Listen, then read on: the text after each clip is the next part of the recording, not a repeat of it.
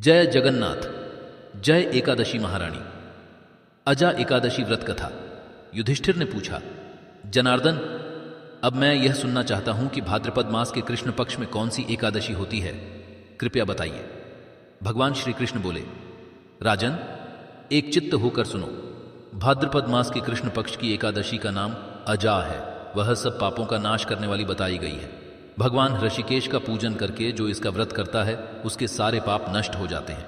पूर्व काल में हरिश्चंद्र नामक एक विख्यात चक्रवर्ती राजा हो गए हैं, जो समस्त भूमंडल के स्वामी और सत्य प्रतिज्ञ थे। एक समय किसी कर्म का फल भोग प्राप्त होने पर उन्हें राज्य से भ्रष्ट होना पड़ रहा।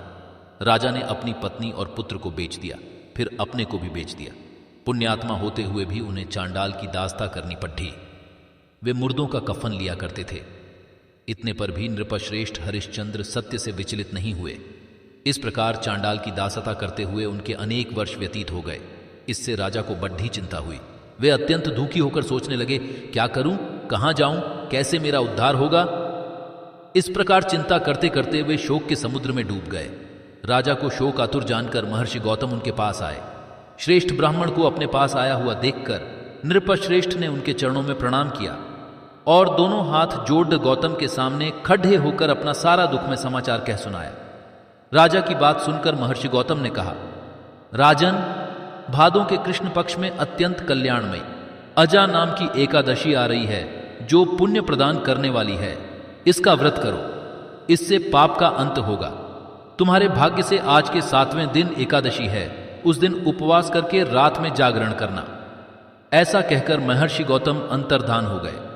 मुनि की बात सुनकर राजा हरिश्चंद्र ने उस उत्तम व्रत का अनुष्ठान किया।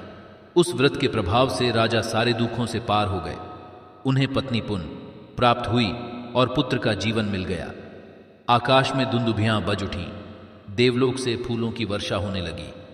एकादशी के प्रभाव से राजा ने निष्कंटक राज्य प्राप्त किया और अंत में वे पुरजन तथा परिजनों के साथ स्वर्गलोक को प्राप्त हो गए।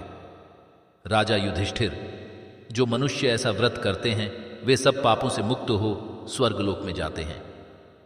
इसके पढ़ने और सुनने से अश्वमेघ यज्ञ का फल मिलता है। हरे कृष्णा। जय जगन्नाथ।